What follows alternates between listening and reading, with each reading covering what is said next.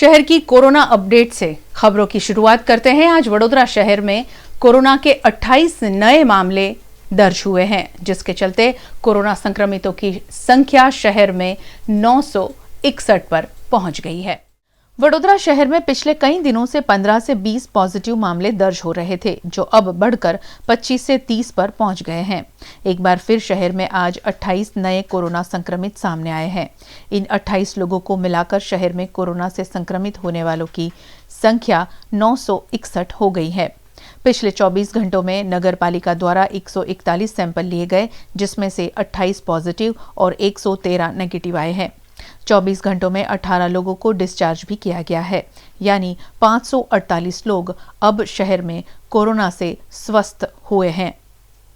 आज के 28 मामले आजवा रोड की आयशा सोसाइटी, फतेहपुरा का राणावास, अकोटा का अजीत नगर, बरानपुरा, मच्छीपीठ, ईशानी हाइट्स, माधव रेसिकॉम, वारसिया के शिवधारा अपार्टमेंट, गोत्री रोड का सरवैया नगर, नानी तंबोली वार्ड, पानी गेट का नानी खार वार्ड, सूर्यनगर की प्रदीप सोसाइटी, हनुमान फलिया में दर्ज हुए हैं। महात्मा गांधीनगर गृह में हुआ आज वीएमसी की सामान्य सभा का आयोजन, जिसमें शहर में बढ़ते जा रहे कोरोना केस को लेकर भाजपा कांग्रेस आमने सामने हो गई। वडोदरा के इतिहास में पहली बार वडोदरा महानगर पालिका की सामान्य सभा जुबिलीबाग निकट महात्मा गांधीनगर गृह पर आयोजित हुई। वीएमसी की मेयर डॉक्टर जिगीशा शेठ की अध्यक्षता में आयोजित सामान्य सभा में municipal commissioner Nalin Upadhyay, deputy mayor doctor Jivraj Chauhan और नगर सेवकों की उपस्थिति रही। सामान्य सभा में शहर में बढ़ रहे कोरोना केस को लेकर भाजपा और कांग्रेस के नगर सेवक आमने सामने हो गए। भाजपा महिला कॉरपोरेटर कंचन राय ने इस मामले गंभीर आरोप लगाए कि कांग्रेस के कॉरपोरेटर फरीद कटपिसवाला के इलाके नागरवाड़ा से वडोदरा शहर में कोरोना संक्रमण फैला। इस गंभीर आरोप के बाद सभा में काफी हंगामा हुआ। ये बिल्कुल इनकी मानसिकता है। हकीकत में हिंदुस्तान के अंदर कोरोना का सबसे पहला केस 30 जनवरी को आया था। वो दफा अगर उसको सीरियस लिया होता ने और 24 तारीख को जो अहमदाबाद के मोटेरा स्टेडियम में डोनाल्ड ट्रंप का कार्यक्रम ना किया होता ने, तो आज हिंदुस्तान की हालत नहीं होती। 24 को उसके जो डोनाल्ड ट्रंप के साथ 350 आदमी की टीम आई थी, उसमें 120 आदमी पॉजिटिव थे। आज अहमदाबाद अक्खे हिंदुस्तान में हॉटस्पॉट है। उसका रीज़न ये किसी ये दुख और ये बीमारी किसी धर्म के नाम से नहीं आती है। ऊपर वाला ईश्वर एक ही है, हम उसकी मखलूक है। मेरे पे एक्सेप्ट करते हैं कि नागरवाड़ा में हिंदू मुसलमान दोनों रहते हैं भाई। बड़ौदा में सबसे पहला केस निजामपुरा में आया, नागरवाड़ा में नहीं आया। नागरवाड़ा इफेक्ट हुआ। नागरवाड़े का जो भाई सेवा करता था, हॉस्पिटल में जाता था, भिक्षुकों को खाना खिलाता था, डॉक्टर और नर्सों को और सियाजी हॉस्पिटल के पेशेंट को खाना पहुंचाता था, वहाँ से ही आया है। उसकी उन्होंने तपास ही नहीं की। मेरे वहाँ 600 सैंपल लिए, 250 आए, अभी सैंपल नहीं ले रहे। देखो पूरे शहर में अगर जहाँ एकल दोकल केस आते हैं और वहाँ पे सैंपल लेंगे ना, तो डिगले केस आएंगे, समझ लेना। और मेरे वहाँ 220 में से 218 जन तो लगभग 8 दिन तक साझे होके आ गए। ये ईश्वर अल्लाह की मेहरबानी है, इसमें नाच जात नहीं करना चाहिए। ये भारतीय जनता पार्टी वालों की हिंदू मुस्लिम कराने की मानसिकता है। ऊपर से लेके नीचे तक इनके पास कोई इश्यू नहीं है। ये कामगिरी में फेल हुए, लोगों को राशन पहुंचाने में, सहाय करने में, हर कामगिरी में फेल हुए। प्राइम मिनिस्टर सिर्फ लॉकडाउन का कहते हैं, मगर लोग के पेट खाली हो गए, भूख से मर रहे। ये लोग को ध्यान नहीं है, क्योंकि ये तिरंगा के विरोधी थे। नागपुर के आरएसएस के मुख्य कार्यालय में आज दिन तक तिरंगा नहीं फरकाते थे। तिरंगा होता है उसके ऊपर अशोक चक्र होता है, इस पे अशोक चक्र नहीं है। ये हमारी एकता है।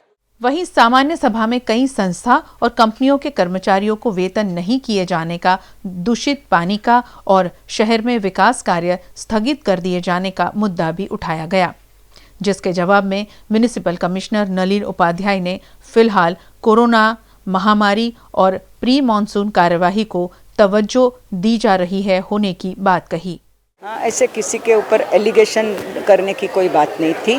उसमें वो बहुत सिंपल था कि भाई नागरवाड़ा में केसेस ज़्यादा है और वहाँ भी हर एक धर्म की पब्लिक रहती है। ऐसी कोई बात नहीं है कि एक ही धर्म की व्यक्ति रहती है, दूसरी नहीं रहती है। और वहाँ से डेथ भी हुए, वो भी किसी के भी हुए। कोरोना किसी के ऊपर नाम लिख के नहीं आता है कि ये जाति में मुझे जाना है और ये जाति में मुझे नहीं जाना है।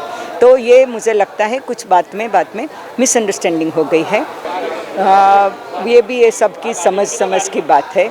एक बात सच है कि उस पर चक्र नहीं था तो वो तिरंगा नहीं है, वो बात थी। मगर किसी को ऐसा लगा कि भाई तिरंगा चक्र नहीं है फिर भी वैसे दिखता तो तिरंगा जैसा है, यानी अलग अलग सबकी समझ है, अलग अलग सबकी सोच है। तो पानी की दो समस्या होती है। पानी जब आता है उसमें अजवा से आता है और उसमें लील शेवाड़ का कुछ कंटामिनेशन मिक्सिंग होता है तो वो पानी येलो आता है। मगर जो पानी डार्क आता है जिसमें गटर का कंटामिनेशन होता है वो लोकल लेवल का प्रॉब्लम है। और लोकल लेवल के प्रॉब्लम सॉल्व करने के लिए भी हम सब ने हर एक जोन के एग्जीक्यूटिव इंजीनियर से, स्पेशली उनके जोन के जो 3 नंबर के वार्ड के यानी 3, 4, 12 जो साउथ जोन में आते हैं उनके साथ पर्सनली मीटिंग की थी। माननीय सभासद श्री विरोध पक्ष के नेता बत्तूभाई जी, चिराग भाई दोनों हाजिर थे जब हमने वार्ड नंबर 4 में, जोन नंबर 4 साउथ जोन में मीटिंग की, तब भी हाजिर थे। उन्होंने भी अपनी समस्याएं बताई और जो समस्याएं बताई उसके ऊपर हर एक के ऊपर काम कर रहे हैं। विकास का अभी तो रूटीन काम ही ज़्यादा करके कर रहे हैं। विकास के बड़े काम में जब लेबर पूरी आ जाएगी तब शुरू करेंगे। और आप पूछ रहे हो तो मैं आपको बताती हूँ कि ओल्ड पादरा रोड पे जो उर्मी सोसाइटी के पास वो जो बड़ा सा काम ड्रेनेज का है वो उसमें थोड़े से भी लेबर आए तो वो काम शुरू कर दिया है। सो बाय द एंड ऑफ यानी 10-15 दिन में 15 जून तक जितने हो सके इतने काम हम रिकवर करना चाहते हैं। और मेन फोकस अभी जो रास्ते में बरसाती गटर और चैनल जो कुछ खाली करने की है वो काम अभी मेन हाथ पे लिया है। आजकल मास्क पहनकर हम सब अपने चेहरे की पहचान खो चुके हैं, लेकिन अब उसका भी तोड़ वडोदरा शहर में निकाला गया है। शहर में अब ऐसे मास्क तैयार हो रहे हैं जो हूबहू आपके फेस के जैसे दिखते हैं। इन दिनों सबसे ज़्यादा ज़रूरी 2 चीज़ें हैं। एक तो है सोशल डिस्टेंसिंग का पालन करना और दूसरा मास्क, क्योंकि देश भर में कोरोना संकट चल रहा है, इसीलिए मास्क सबसे ज़्यादा ज़रूरी है। जब से मास्क ज़रूरी हुए हैं तब से बाज़ार में विभिन्न तरीक़ों के मास्क मिलने भी लगे हैं, लेकिन फिर भी मास्क पहनने से लोगों को जो समस्या सता रही है वो ये है कि मास्क की वजह से किसी का भी चेहरा नज़र नहीं आता, लोगों को पहचानने में दिक्कत होती है। लेकिन इस समस्या का हल भी अब मिल चुका है। वडोदरा शहर में हम एक ऐसी जगह पर आए हैं जहां पर पर्सनलाइज मास्क बनाए जाते हैं। तो आइए जानते हैं कि ये पर्सनलाइज मास्क आखिर है क्या। विभिन्न तरीके के मास्क आजकल बाजार में मिलने लगे हैं। मास्क को अब फैशन स्टेटमेंट से भी जोड़ा जा रहा है। ऐसे में वडोदरा शहर में एक नए तरीके का मास्क बनाया गया है जो बिल्कुल आपके चेहरे की तरह बनाया जाता है। जिस तरह लोग अपने फोटो वाली चीजें बनवाते हैं वैसे ही लोग अब अपने चेहरे जैसे मास्क भी बनवा सकते हैं। यानी अब मास्क में चेहरा नहीं दिखने वाली समस्या सुलझ जाएगी और आप मास्क पहनकर भी बिल्कुल वैसे दिखेंगे जैसे आपका ओरिजिनल फेस दिखता है। आपने पर्सनलाइज मास्क बनाया है, तो ये पर्सनलाइज मास्क होते क्या है? पर्सनलाइज मास्क है एक जो आदमी है, पर्सनल जो कैरेक्टर है उसके फेस के हिसाब से हम डिज़ाइन करके उनके फेस के हिसाब से कैरेक्टर बिठा के और मास्क रेडी करते हैं। तो उसका प्रॉफिट यानी फ़ायदा है कि आदमी पहचाना जा सकता है। नॉर्मली प्लेन मास्क में पहचाना जा नहीं सकता है। आपको ये मास्क बनाने का आइडिया किस तरह आया था? मेरे फादर एक्चुअली फैब्रिक का बिज़नेस करते हैं और मेरा है प्रिंटिंग टेक्नोलॉजी का काम। इन दोनों में से मिक्स करके मेरे फादर ने ये सोचा कि फैब्रिक में से अभी इशू मास्क का चल रहा है वैसे भी, तो प्रिंटिंग करके खुद के फ़ोटो का मास्क बनाया जाए। तो इतने सारे मास्क जो बाज़ार में मिल रहे हैं, तो ये मास्क कैसे अलग है और आप इसे लोगों तक किस तरह पहुंचाएंगे? हमारे पास काफ़ी प्रोडक्शन कैपेसिटी है। पर डे 4000 to 5000 कैपेसिटी है।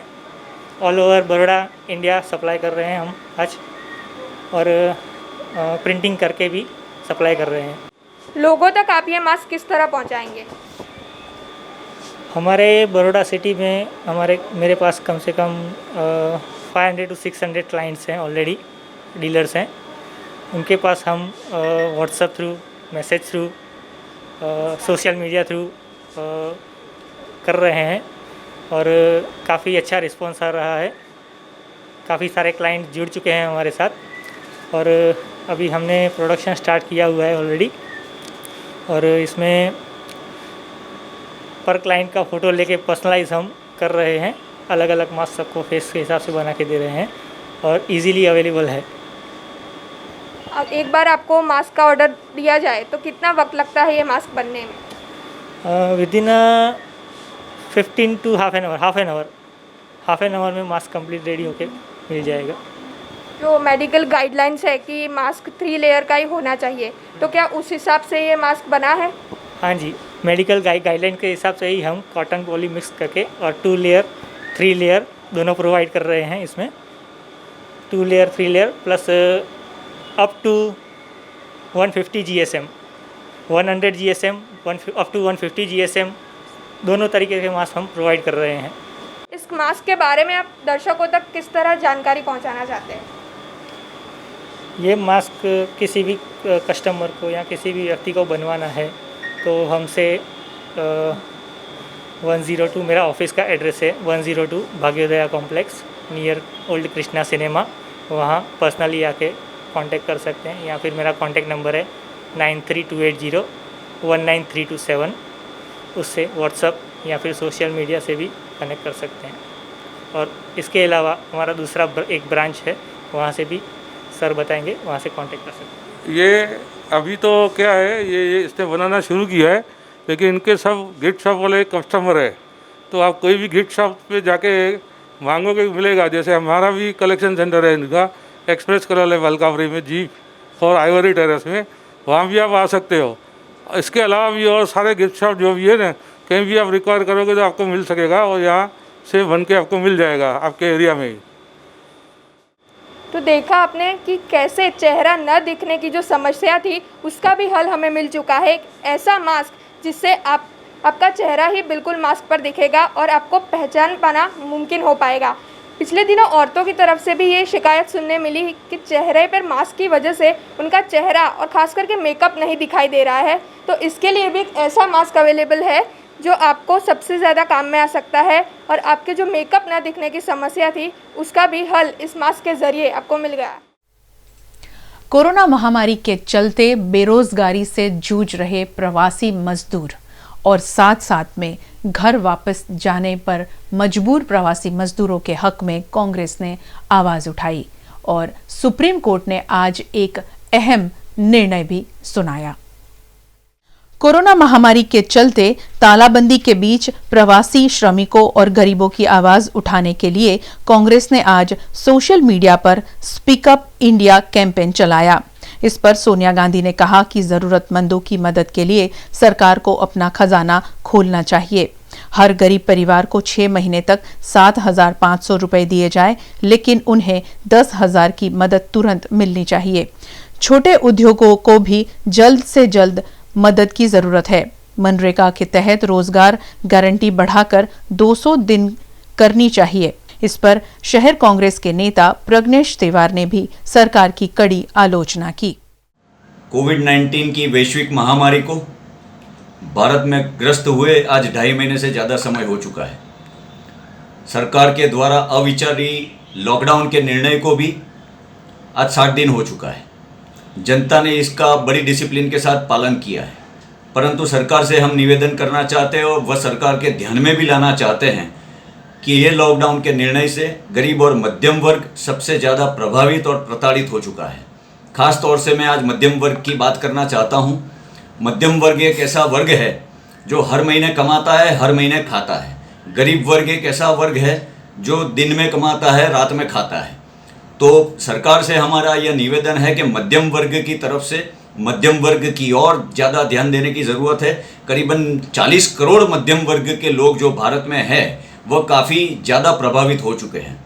मध्यम वर्ग एक ऐसा वर्ग है जिसकी EMI भी चालू है, बच्चों की स्कूल फीस भी चालू है, मोबाइल बिल भी चालू है, इलेक्ट्रिसिटी बिल भी चालू है, बैंक के किस्त भी चालू है, ब्याज के ऊपर ब्याज भी चालू है और आमदनी बिल्कुल अठन्नी सी हो गई है। भारत सरकार के राहत पैकेज में मध्यम वर्ग के लिए कोई बड़ा प्रावधान नहीं है। करीबन 7 करोड़ छोटे मोटे दुकानदारों के लिए भी कोई प्रावधान नहीं है। सरकार से हमारी विनती है कि मध्यम वर्ग के ऊपर ध्यान दिया जाए और इनके राहत के लिए तुरंत कोई योजना बना के इनको राहत पहुंचाई जाए। वहीं देश भर में फंसे प्रवासी मजदूरों की समस्या और उन पर आई विपत्ति को लेकर सुप्रीम कोर्ट ने आज बड़ा फैसला सुनाया है। शीर्ष अदालत ने अपने अंतरिम आदेश में कहा है कि मजदूरों से बस ट्रेनों का किराया नहीं लिया जाएगा।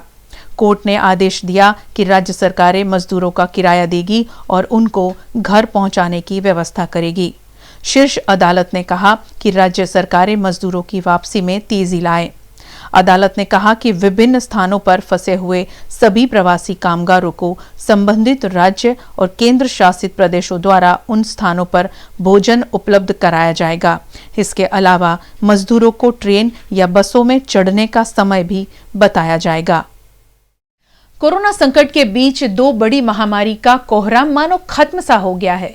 क्या सचमुच कोरोना संकट की वजह से देश में बाकी की बीमारियां खत्म हो गई हैं, या फिर स्थानीय प्रशासन या स्वास्थ्य विभाग की नजर उस तक जा नहीं रही है? कोरोना संकट विश्व भर में गहराता जा रहा है। कई वक्त से विश्व इस संकट से जूझ रहा है, जिस वजह से विश्व आरोग्य संगठन ने कोविड-19 को महामारी घोषित किया है। वैसे ही कुछ सालों पहले स्वाइन फ्लू और डेंगू को भी महामारी घोषित किया गया था। 2009 में स्वाइन फ्लू का कहर छाया था। इसकी वजह से भारत में 2009 और 2014 में 2500 लोगों की मृत्यु हो गई थी। पिछले साल भी गुजरात में स्वाइन फ्लू ने 4844 मरीज मिले थे और 151 लोगों की स्वाइन फ्लू से मौत हो गई थी। लेकिन जब से कोरोना वायरस का संकट फैला है, तब से सरकार जैसे स्वाइन फ्लू को भूल ही गई है। स्वाइन फ्लू जैसा कहर डेंगू का भी था। पिछले साल गुजरात में डेंगू के 14,837 मरीज मिले थे। हालांकि डेंगू से पिछले साल किसी की मौत नहीं हुई थी, लेकिन साल भर में डेंगू के कई मामले सामने आते रहे। अब सबसे बड़ा सवाल यह है कि क्या अचानक ही डेंगू और स्वाइन फ्लू के मामले आना बंद हो गए हैं, या फिर एक जैसे लक्षणों की वजह से कई डेंगू और स्वाइन फ्लू के मरीजों को कोरोना की सारवार ही दी जा रही हो। सर्दी, जुकाम या सांस लेने में दिक्कत की समस्या सामने आए, ऐसे मरीजों का सिर्फ कोरोना टेस्ट ही किया जाता है और फिर अगर मरीज पॉजिटिव आए तो उसे कोरोना की गाइडलाइन के मुताबिक सारवार दी जाती है। लेकिन यही लक्षण डेंगू और स्वाइन फ्लू में भी होते हैं। इस बात को इस वक्त नजरअंदाज किया जा रहा है। तो क्या सचमुच कोरोना के आने से डेंगू और स्वाइन फ्लू ये दोनों महामारी खत्म हो गई हैं? ये सबसे बड़ा सवाल है, क्योंकि सरकारी डेटा में कोरोना के आने के बाद डेंगू और स्वाइन फ्लू के एक भी केस दर्ज नहीं हुए हैं। यूनिसेफ और सेव द चिल्ड्रन ऑर्गेनाइजेशन ने किया है एक दावा। इस साल के अंत तक भारत समेत विश्व भर में 8.6 करोड़ से ज्यादा बच्चे कुपोषण का शिकार बनेंगे और ये असर होगा इस कोरोना महामारी की वजह से। कोरोना महामारी की वजह से 2020 के अंत तक 8.6 करोड़ बच्चे प्रभावित होंगे, जिससे विश्व भर में गरीबी से प्रभावित बच्चों की संख्या 67.2 करोड़ हो जाएगी। ये आंकड़ा पिछले साल के मुताबिक 15% ज्यादा है, जिसमें 2 से 3% बच्चे अफ्रीका और दक्षिण एशियाई देशों के होंगे। ये बात हम नहीं कह रहे हैं, यूनिसेफ और सेव द चिल्ड्रन का एक अध्ययन कह रहा है। वर्ल्ड बैंक ने इस महामारी के चलते विश्व भर में गरीबी के आंकड़े बढ़ने की आशंका जताई है। बैंक के प्रेसिडेंट ने बताया था कि इस महामारी से विश्व भर में 6 करोड़ लोग ज्यादा गरीब हो जाएंगे, जिसका सीधा असर बच्चों की शिक्षा से लेकर उनके स्वास्थ्य पर पड़ सकता है। यूनिसेफ की एग्जीक्यूटिव डायरेक्टर हेनरिटा फोर ने कहा है, कोरोना की वजह से परिवारों पर बड़े पैमाने पर आर्थिक संकट आएगा। इससे बच्चों के कल्याण में अब तक हुई प्रगति कई साल पीछे चली जाएगी। बच्चे जरूरी सेवाओं से वंचित हो जाएंगे। इन दोनों संस्थाओं ने सरकार से उनकी सामाजिक प्रणाली में विस्तार करने की सूचना की है और साथ में स्कूलों में पोषण युक्त खाना देने का भी आग्रह किया है।